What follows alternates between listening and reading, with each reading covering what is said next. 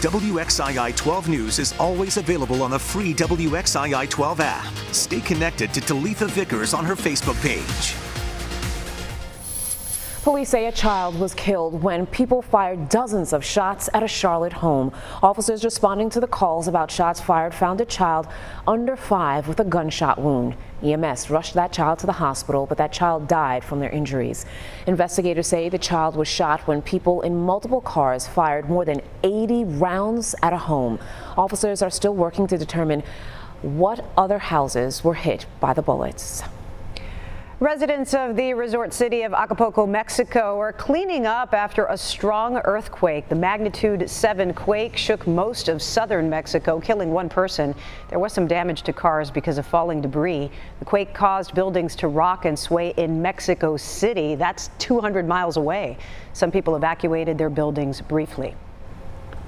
In Louisiana, a camera on a Tesla captured a man who faked a hit and run. Take a good look here. You see there, police say that a car was backing up to him and basically caused him to fall. That's what he says. He complained of back and neck injuries as well as a leg injury. Well, police tracked down the driver who showed them this footage that proves that the whole story was just all made up. That man later admitted to faking the accident. He was arrested for falsifying a police report.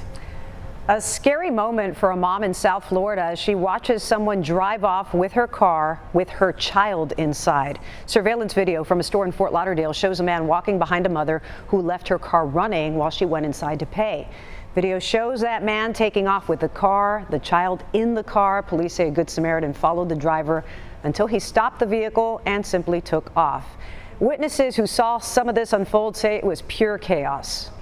And they always almost hit me. Me and my kids were leaving going to pick up my mom from dialysis. So when they came, I said, oh my God, they almost hit us. Then as we go further down, there's another car in the SUV was speeding. I said, something must be happening because they chasing each other. Police took a 19-year-old into custody. He is charged with kidnapping, interfering with custody of a minor, and carjacking without a weapon. The child was not hurt. Britney Spears' father has filed to end the pop star's conservatorship that has controlled the pop star's life and money for the past 13 years. Jamie Spears filed the petition in Los Angeles Superior Court. Now, the filing says that he only wants what is best for his daughter, and if she wants to end the conservatorship and feels that she can handle her own life, she should have that chance. The judge who oversees the case will need to approve that move. The next hearing in this case is set for September 29th. Thank you to everyone. That's what we'd like to say this afternoon. Everyone donated to our back to school virtual food drive, and so many of you did that you gave more than $11,200 yesterday. And to total that up with a dollar-for-dollar match from retired educator Joyce Copeld, that now brings the total to more than $22,000 for the Second Harvest Food Bank. We will continue to provide more information about how you can contribute, but all of this money donated, it's going to go to provide nutritious meals for families in our community.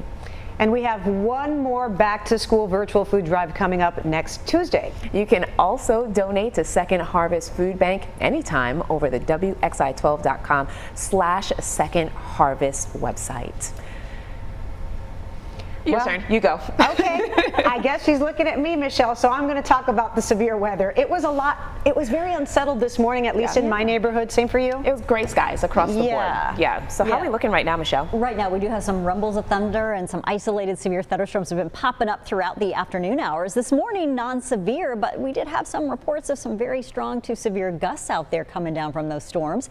Now through this evening, numerous storms, isolated severe threats, including a possibility of a tornado or two. Now, late evening threats start to really fade once we get you into about 10, 11 o'clock. Overnight, we could have some spotty showers, and then we're going to dry out a little later tomorrow. Take a look at this gorgeous photograph coming in from Amber Burcham. You can see the rotation in this cloud and what looks to be a lowering cloud. We tend to see this with these tropical systems, and so some of these clouds, of course, moving aloft. We call those the mesocyclones. And then when we begin to see some of those clouds lower, the question is, do we see those columns of air then rotate and reach the ground? That's when it would become a tornado. No damage reports. Those were some of the pictures coming in from West Pine Street, areas near North Surrey High School in Mount Airy. Also, a lot of folks reporting seeing those clouds really getting dark and rotating. Lots of heavy rain and also the lightning. We had that tornado warning earlier this afternoon briefly for southern sections of northern sections of Surrey County, excuse me, near Mount Airy. Impacted hours for you continue through the evening hours. Damaging wind and tornado risks are going to continue.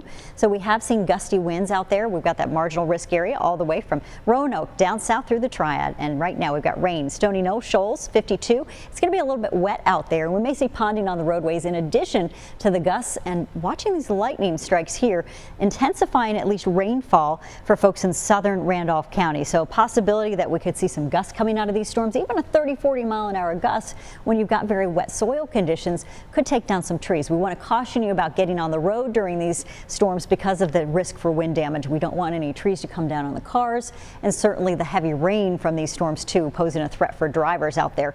80s for you for the next few hours. Then we're going to see those shower chances start to drop off gradually throughout the day tomorrow. Most of the rain should be out of here by middle of the afternoon for the Triad. You notice by early morning, a lot of that already exiting. The clouds hopefully clearing just in time before you see the sunset, and you'll have good drying taking place. You're going to notice that big drop in dew points too for you later in the evening, the 60s into the 50s, and morning lows also following suit into Friday morning. We've got some 50s for you. A little clearing today after we had that morning burst of energy right over the southern Piedmont. While non-severe, a lot of tropical energy rolled in right overhead, and with that, those showers and storms. Elkin now starting to dry out, also down south to Longtown, but we're going to get more thunderstorm activity going for you within the next hour. We expect this line to form a bit better and move east, so 1 or 2 becoming severe. Right now you're at 81 degrees in the Triad, 92 out in Raleigh where you've had more sunshine there.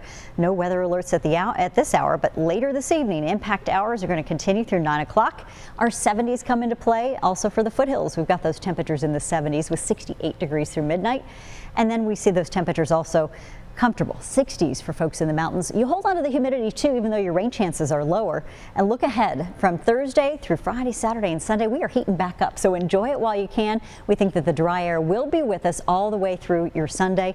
And look at the 67 degrees in the Piedmont tomorrow morning. Rain chances will start to taper off later in the afternoon. A high of 78 degrees. Mountain conditions from the 50s. More mild as we get you into the late afternoon hours, and northerly breezes. So you can see the foothills near 77 degrees, and it's drier tomorrow. We do look forward to that low humidity. It's coming our way, and I'm looking forward to saying that we've got those 80s on tap along with the low humidity. But 90s, they return pretty quickly Monday and Tuesday, and then we see humidity creep up next week too. All right, thank you so much, Michelle. Right now, a live look at Salem Parkway at Highway 66. This is in Kernersville. Thankfully, no major backups out there, no delays in the Piedmont Triad. So far, so good. But folks, you'll soon be able to really grab and go at 2 Whole Foods stores opening next year. A look at some new technology making cashiers obsolete and the option for people who still like to shop old school. And you can watch the Macy's Thanksgiving Day Parade in person this year. The precautions that parade staff and volunteers will have to follow if they want to walk the route.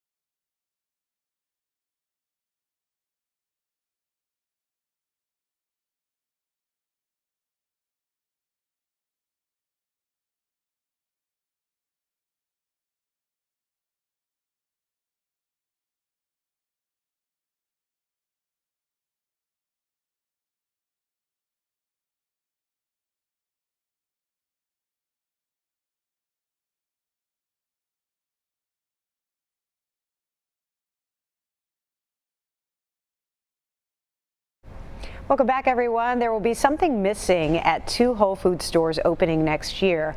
The rows of cashiers. Amazon says it will bring its cashierless technology to new stores in Washington, D.C. and Sherman Oaks, California. So the concept will let shoppers grab what they need and leave. Cameras and sensors track what's taken off shelves, and the items are then charged to a customer's Amazon account. Self-checkout lanes will still be available that take cash, gift cards, and other types of payment.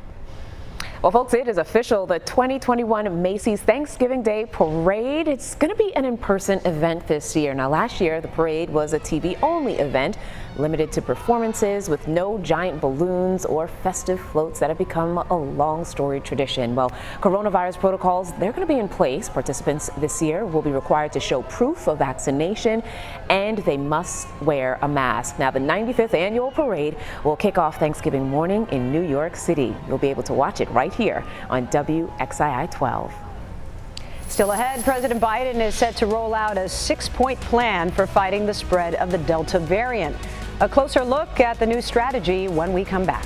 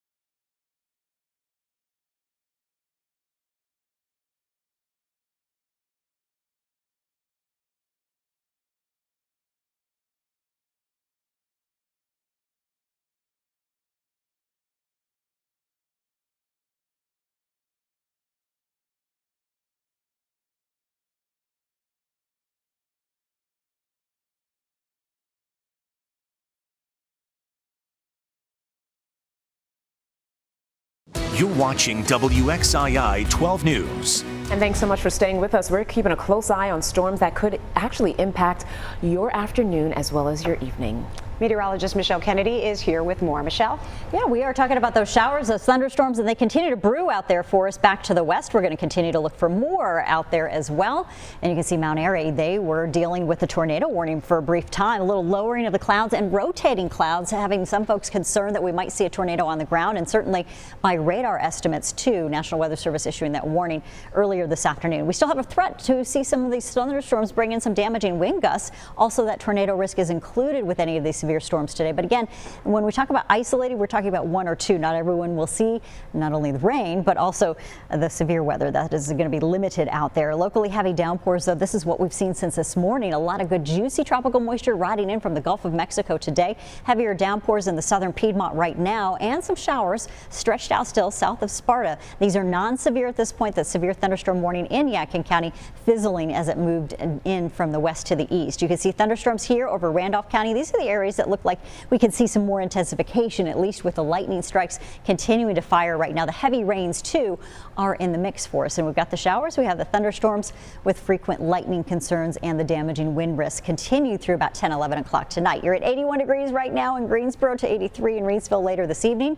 We start to drop those temperatures in response to the clouds and the cooler rain that'll come in. Shower chances tomorrow are going to be off and on. It's a little spotty action early morning, and then we clear out. Here comes the dry air. You see around 5-6 o'clock, you should be noticing comfortable temperatures, low humidity, and just gorgeous weather. Now we take that gorgeous weather straight into the weekend, and we drop your rain chances out completely. So I think you're going to have a great chance to look at gorgeous conditions. Today, though, noticing that we did have some cloud thinning, even over areas where we had some rain and strong thunderstorms this morning.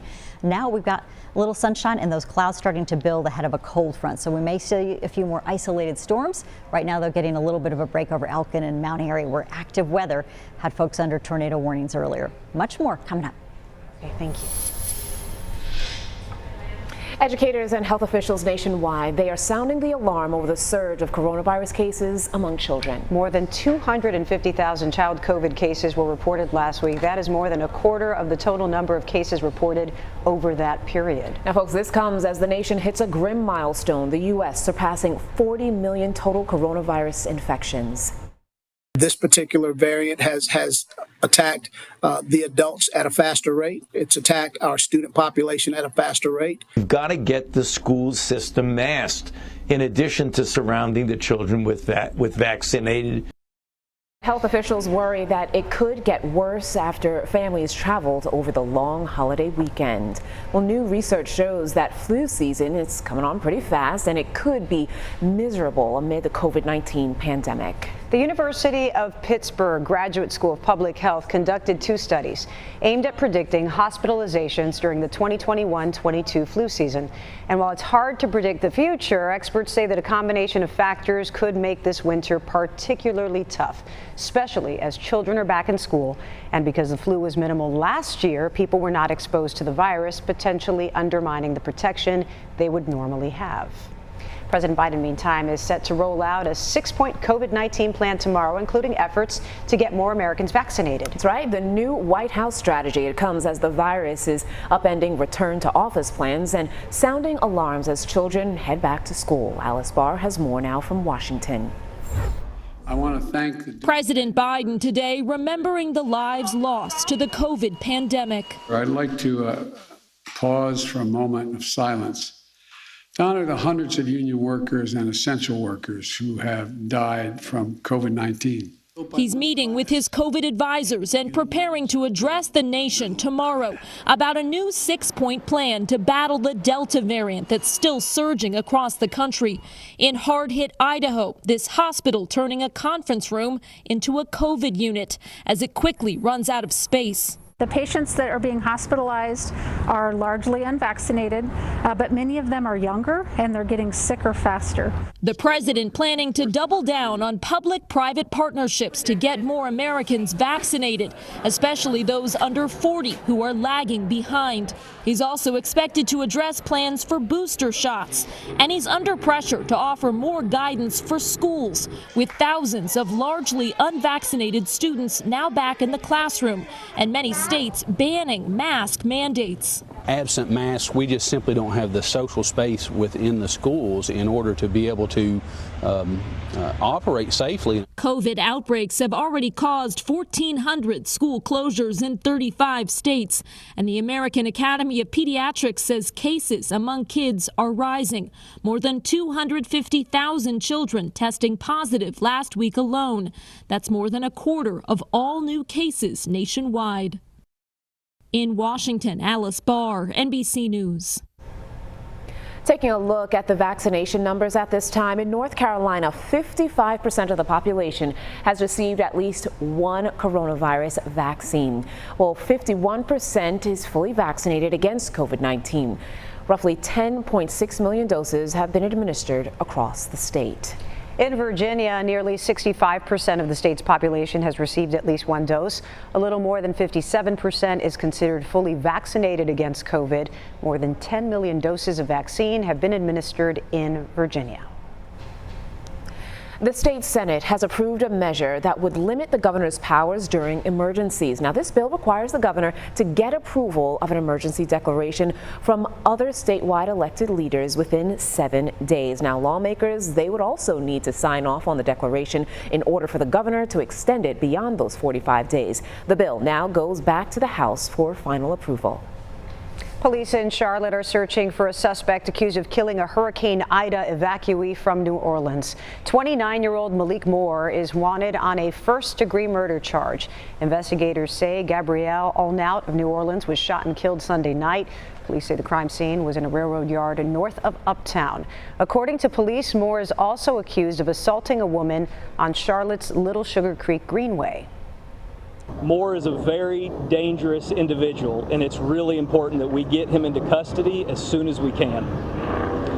And so what we ask of the public is, if you see him, do not approach him.